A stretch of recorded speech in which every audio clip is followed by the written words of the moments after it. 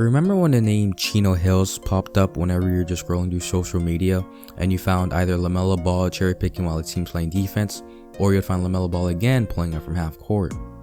Anyways, we all know why Chino Hills was relevant, of course, because of the Ball brothers. The Ball brothers weren't anything like we've seen before. Three brothers, all talented, all gifted with their own unique ability, playing together on a basketball court against some of the biggest names in high school. When they shared the same court together, it was almost impossible for the opposing team not to put in their bench players at the start of the second half. The Ball brothers would either A, drop 90 points in the first half, or B, one of them actually dropped 90 points the entire game.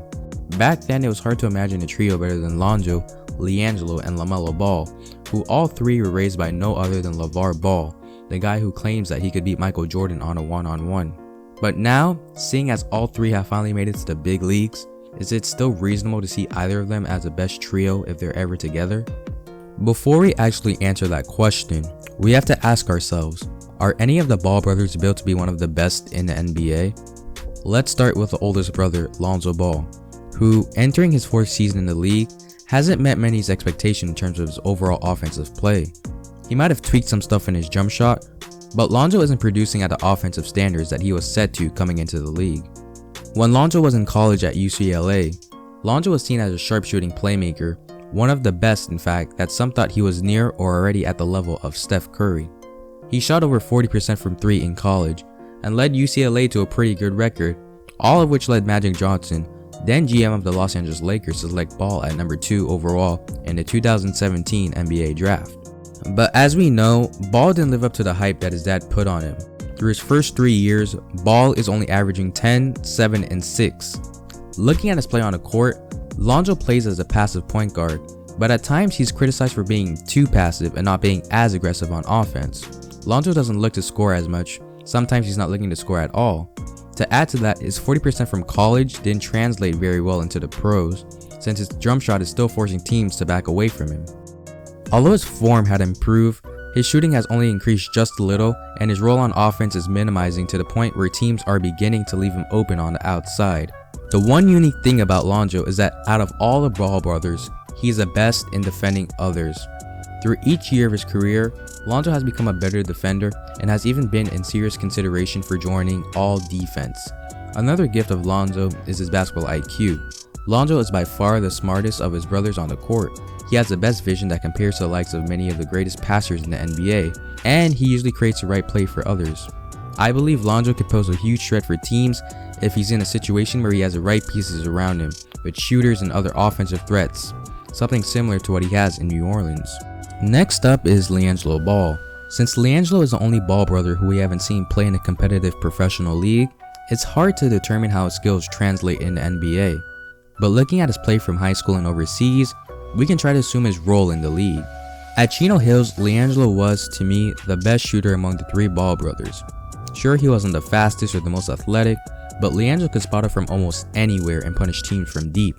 LiAngelo's play reminds me somewhat of a Klay Thompson or a Duncan Robinson, but in addition to that, LiAngelo can also punish teams in the post. In high school, we may have seen him cherry pick most of the time, but his transition game can't be unlooked as well. Out of all the Ball brothers though, I believe that LiAngelo has the most disadvantages in his game. First, LiAngelo Ball doesn't seem to put in as much of an effort in defense as he does on offense. If he wants to find some minutes in the NBA, he'll need to at least put his feet in front of other players. Second, LiAngelo doesn't have the athleticism of his 2 brothers, which could put him in trouble in today's NBA, which is increasing in pace each year and doesn't look to end anytime soon. Another thing that plagues LiAngelo is his passing ability, but seeing as LiAngelo is a brother that scores, it doesn't seem that LiAngelo's passing needs to improve by a great amount. I feel that LiAngelo could be used effectively if played as a JJ Redick, where he causes the defense to stay constantly alert due to his shooting ability. If LiAngelo has great playmakers around him, such as his brother Lonzo, LiAngelo could play up to his own expectations as a spot-up shooter. Finally, we have Lamelo Ball, the most talented out of all the brothers, according to LeVar Ball. Lamelo reminds me somewhat of the sum of his 2 older brothers. He has nearly the same passing ability and vision as his brother Lonzo, and if he wanted to, he could randomly explode for 50 points in a game like his brother LiAngelo. Lamelo is probably the most versatile of the 3, being that he's the tallest at 6'8" and plays at the point guard position. He can see over the top of most defenders, and place his teammates in the right place without much effort. While his shooting may be very questionable, there's no question that LaMelo is the most offensively gifted brother, and he has the potential to become one of the best offensive players in the league with his size and abilities. The only knock with LaMelo, however, is his defense and defensive effort, which he probably might be the worst in out of all the three. In the past, we've always seen these amazing highlights from LaMelo, but those only came from the offensive end through his passing and shooting. But there's really no highlight reel on the internet of LaMelo Ball blocking shots or locking up good players. Even in the upper leagues, many scouts have criticized LaMelo for not showing any interest in playing defense. This could change for LaMelo in the future, but in order to become the elite player that many projected him to be out of the draft, LaMelo needs to at least develop a good defensive instinct so that teams don't take advantage of him in late game situations. But in my opinion, I feel that LaMelo could thrive in almost any offense if he has the ball in his hands playing point guard. We've seen him in some snippets of the preseason what he could do, and know that he's probably going to become one of the best elite passers that the game will probably ever see. So now we finally come to the question, if the three Ball brothers were reunited on one NBA team, could they recreate the success that they formed in Chino Hills, where they were nearly unstoppable? In my opinion, yes, but only with the right pieces around them. I'm talking about pieces such as role players that could rebound effectively, players that could shoot efficiently from beyond the arc, players that could defend at an elite level. These type of players are integral to how far the Ball brothers could succeed, as we've seen when they were at Chino Hills. Since we already know that these brothers can play together, the only thing that I could see stopping this trio is probably injuries, or probably their dad, who's probably going to try to coach the team himself and play his son the entire game. Thank you guys for watching. If you guys thought differently to what I thought, don't hesitate and leave a comment below.